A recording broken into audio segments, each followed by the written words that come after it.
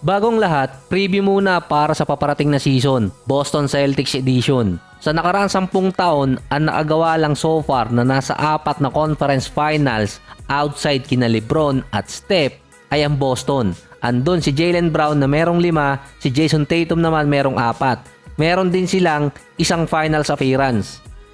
Si Jaylen Brown, unang season niya nakapasok siya noon sa conference finals versus Cavaliers. Ito pa yung mga time ni Isaiah Thomas. Nung sumunod na taon, pumasok si Tatum at dito rin naman siya pumasok sa conference finals kalaban noon ang Cleveland. Andun si Kyrie pero hindi naglaro. Si Tatum naman nung conference finals noong 2018 pinuri ng mga analyst dahil nga nakikipagbakbakan bilang rookie dito kay LeBron. Every other year or isang taon ng pagitan, umaabot sila ng conference finals. Dapat sa 4 na beses, nakaisa man lang sila doon ng championship. Outside kasi kina Steph at LeBron na mga teams, sila ang nakakagawa ng multiple times na pumapasok ng conference finals. Yung mga teams na nakagawa noon, either nakaisa ng championship. Ang naalala ko noon na nakagawa Detroit noong mga mid-2000, bukod kina LeBron, San Antonio at Steph.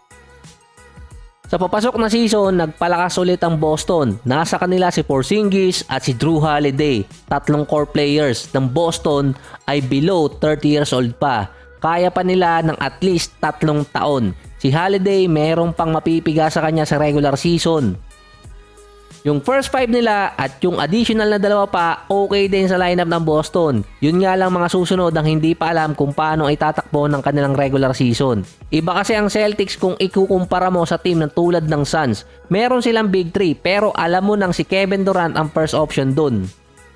Sa Boston, meron Tatum, Brown, Porzingis. Either kay Brown or kay Tatum ang number 1 option. Si Jason Tatum, siya yung franchise player talaga ng Boston at matatagmong superstar ng team. Last season, meron siyang 30 points, 8 rebounds, 4 assists, 1 steal at nasa 46% sa field at 35% sa 3-point area. Nakagawa naman siya ng 18 times na merong 5 or more na 3-point shot. 2 beses din siyang merong 8 3-point shots sa isang game. Ito yung versus Bucks at versus Miami Heat. Sa 18 games na yon, 17-1 ang record ng Boston at 2 beses lang merong percentage si Tatum na below 50%. Yung isa doon talo. Pero kapag si Tatum pumatak din ng below 35% mula sa 3-point area, malaki yung chance na matatalo ang Boston dahil majority ng mga tira nang gagaling sa kanya. Volume shooter din kasi si Tatum mula sa 3-point area. Noong nakarang taon ang pinakamarami na 3 out of 9 para kay Tatum. Kaya nga tago sa kanila Boston Warriors. Kahit hindi maganda yung shooting ni Tatum, pipilitin niya yon sa beyond the arc. Kaya nga sinasabihan siya noon na walang killer instinct. Kahit noong 2022 finals, yung tinuturong dahilan doon, kaya hindi sila makapag-execute versus Golden State dahil sa kanya.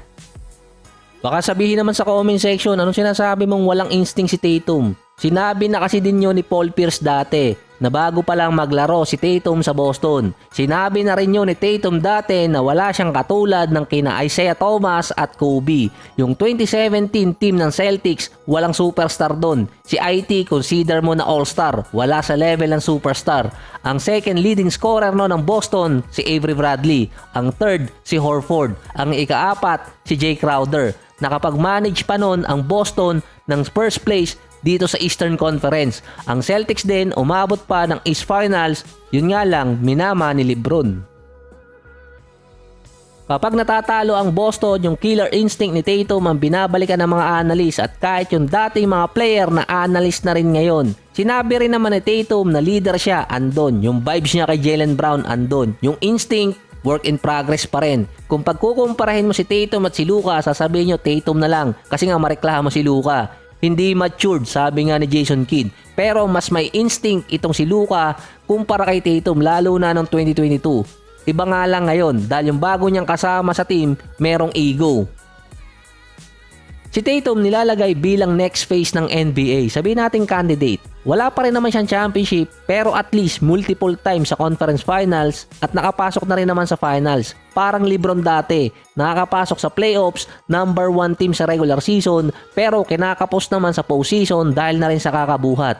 Nung sinagot ni Tatum kung sino sa tingin niya ang magiging next phase ng NBA, ang sinagot niya doon, pangalan niya syempre, kaso dinagdagan niya, kasama sina Embiid, Jokic at Giannis. Dapat ang sinagot doon, mala anak ni Tina na si Ja Morant, buo yung loob.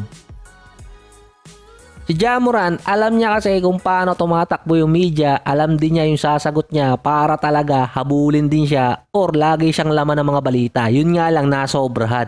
Sa 2022 at 2023, number 2 ang Boston sa standing. Si Tatum hindi nakakuha doon ng first place vote sa MVP. Ang nakalagay doon na pinamimilian lang na nakakakuha ng first place si Giannis, Jokic, Embiid at Luka. Si Derrick Rose nga, meron pang bumoto sa kanya sa first place vote.